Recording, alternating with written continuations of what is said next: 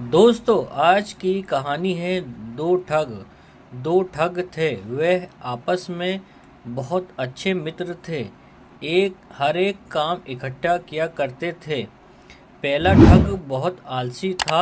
दूसरा ठग चतुर था। वह हमेशा ठगी करके लोगों से रुपया इकट्ठा करके जीवन अपना जीवन चला रहा था। दूसरा ठग इसके बिल्कुल विपरीत था। वह आलसी था। वह सो सो कर आलस में ही सारा दिन अपना समय खराब कर दिया करता था। जो कुछ भी कमा कर लाता, वे भी थोड़ा बहुत जो भी कमाता था, वे दोनों दोस्त आपस में लेते थे। दोनों दोस्त एक दूसरे के साथ बहुत ही खुश थे। वे हर एक बात को एक दूसरे के साथ विचार विमर्श करके एक दूसरे को बता देते थे। चतुर जो कुछ भी लाता था, वे एक घर के पास गड्ढे में दबा देता था। ये सब उसका दोस्त देखा करता था। एक दिन उसने उससे कह दिया, दोस्त, मैंने 20 अशर्फिया इस गड्ढे में दबाई है। इसकी जानकारी तेरे अलावा और किसी को भी नहीं है। इसमें से अगर एक भी अशर्फी कम होगी तो मैं तुझको नहीं छोड़ूंगा। आलसी ठग तो था आलसी। उसने सोते सोते योजना बना डाली कि किस तरह उसकी कई अशर्फिया का सफाया करना है। उसने एक एक करके सारी अशर्फिया चुरा ली। उसकी जगह नकली अशर्फिया रख दी।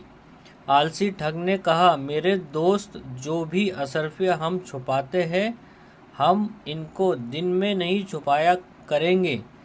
दिन में छुपाने से कोई न कोई चोर अशर्फिया को चुरा सकता है। हम इन अशर्फियों को रात को ही छुपाया करेंगे। चतुर ठग को अपने दोस्त की बात पसंद आ गई। दोनों ठग रात को अशर्फिया गिनने लगे। गिनने पर हर रोज अशर्फिया 20 ही होती थी। दूसरे को जरा भी भनक नहीं लगी कि उसके दोस्त उसके साथ बेवफाई कर रहा है। उसके साथ छल करके उसकी सारी कमाई को उड़ा सकता है। जब केवल एक अशर्फी बची तो आलसी ठग ने सोचा, यूं ही अपने दोस्त के साथ किसी बात को लेकर लड़ाई झगड़ा कर लेता हो। बात यहाँ तक आ पहुँची कि दोनों ने एक दूसरे से किनारा करने की सोची। उसने अपने दोस्त को कहा, तू निकल जा मेरे घर से। मैं बेवकूफ़ नहीं, मैं तेरी शक्ल नहीं देखना चाहता। आलसी ठग तो मौके की तलाश में था, कब उसका दोस्त उसे वहाँ से जाने के लिए कहे। इससे पहले कि उसकी चोरी का पर्दाफाश हो जाए, आलसी दोस्त वहाँ से चला गया। शाम को जब उसके दोस्त ने गड्ढे में दबाई गई अशर्फिया देखी तो उसे खुशी हुई कि अशर्फिया तो पूरी 20 की 20 है। जब वह उन अशर्फियों को जौहरी के पास बेचने गया तो उस जौहरी ने कहा कि यह अशर्फिया तो नकली है। ये सुनकर उसके पाँव के तले से जमीन खिसक गई। उसके दोस्त ने उसके सीने पर खंजर घोंपा था।